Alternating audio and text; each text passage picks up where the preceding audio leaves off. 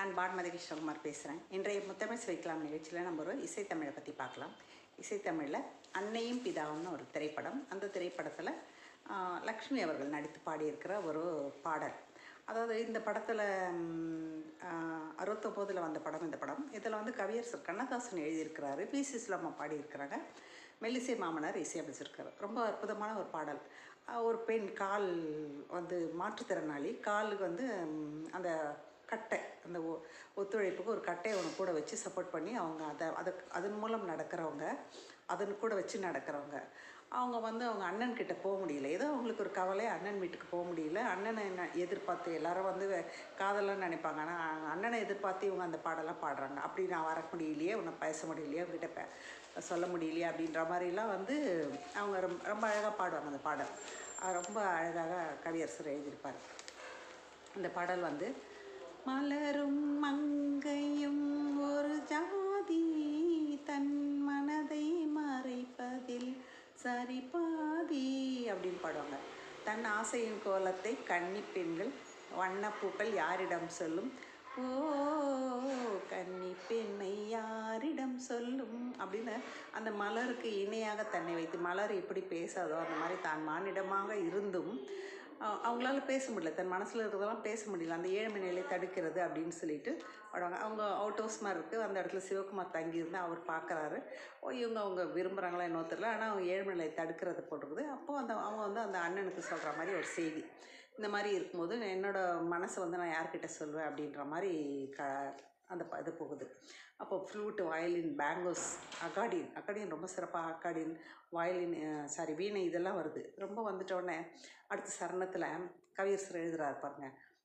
நீராடும் கண்கள் ஆகாய கங்கை, போராடும் உள்ளம் பாதாள கங்கை.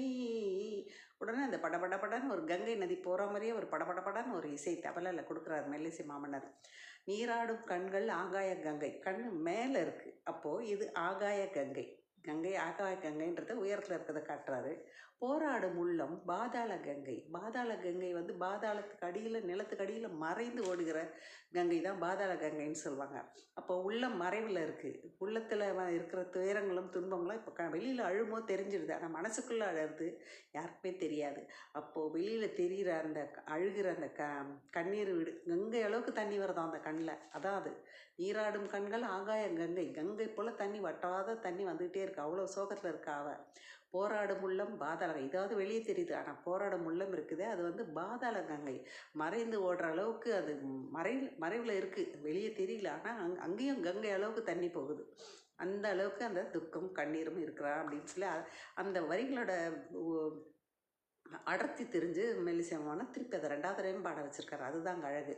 அப்போது சிறகுகள் இல்லை நான் அங்கு செல்ல, வார்த்தைகள் இல்லை எண்ணங்கள் சொல்ல, எனக்கு அங்கே போகவும் முடியல, எனக்கு கால் சரியில்லை, அப்புறம் வார்த்தைகள் இல்லை எண்ணங்கள் சொல்ல, எல்லாத்தையும் என்னால் வார்த்தையில் வடிக்க முடியல, என் கவலையெல்லாம் மனசில், அதான் எப்படி துக்கத்தை மனசுக்குள்ளே போட்டுக்கிட்டு உள்ளுக்குள்ளே அழறாளோ அதே மாதிரி வார்த்தைகளையும் மனசுக்குள்ளே போட்டுக்கிட்டு போட்டு அடக்கிக்கிறா அப்படின்னு தான் அந்த பெண் சொல்ல வரா. அந்த மாதிரி லக்ஷ்மி நடிச்சிருப்பாங்க ரொம்ப அழகாக. திருப்பி வண்ண பூக்கள் யாரிடம் சொல்லும், ஓ கன்னி பெண்மை யாரிடம் சொல்லும், அந்த முதல்ல வந்த பல்லவியில் வந்த 2 வார்த்தையை அந்த ரிப்பீட் பண்ணி பாட வச்சுக்கும் போது இந்த பாடலுக்கு இன்னும் கொஞ்சம் மெருகூட்டுகிறது, அழகூட்டுகிறது. அந்த அவளுடைய துயரத்தை இன்னும் கொஞ்சம் அதிகமாக சொல்லுது.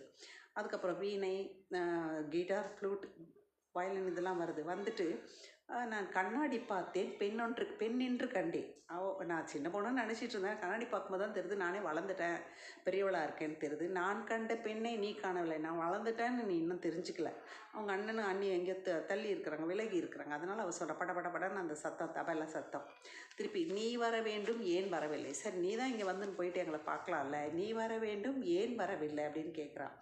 நல்லாயிருக்கும். அந்த மெட்டெல்லாம் ரொம்ப அருமையாக போட்டிருப்பார் மெல்லிசைமான, உருக்கமாக இருக்கும்.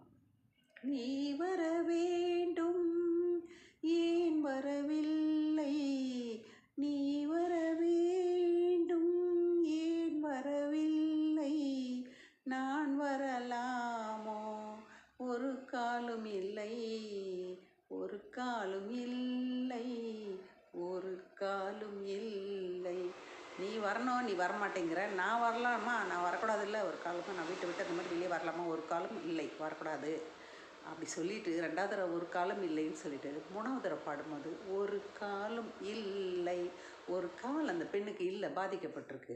அப்போ அதை 3வது தடவை சொல்லும்போது அந்த சிலேடையில் சொல்கிற கவியரசர் கண்ணதாசனுடைய திறமை இருக்குது இல்லையா, அதுக்கு இதெல்லாம் ஒரு சான்று. அது ஆகாய கங்கை, பாதாள கங்கை இப்படியெல்லாம் போட்டு எழுதி இந்த பாடலை வந்து எங்கேயோ கொண்டு போயிருப்பாங்க. அந்த மாதிரி இந்த கவிஞர்களுடைய திறமை என்பது அதுதான்.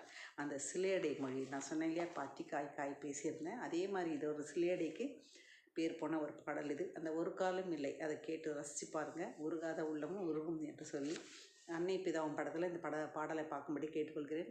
நன்றி.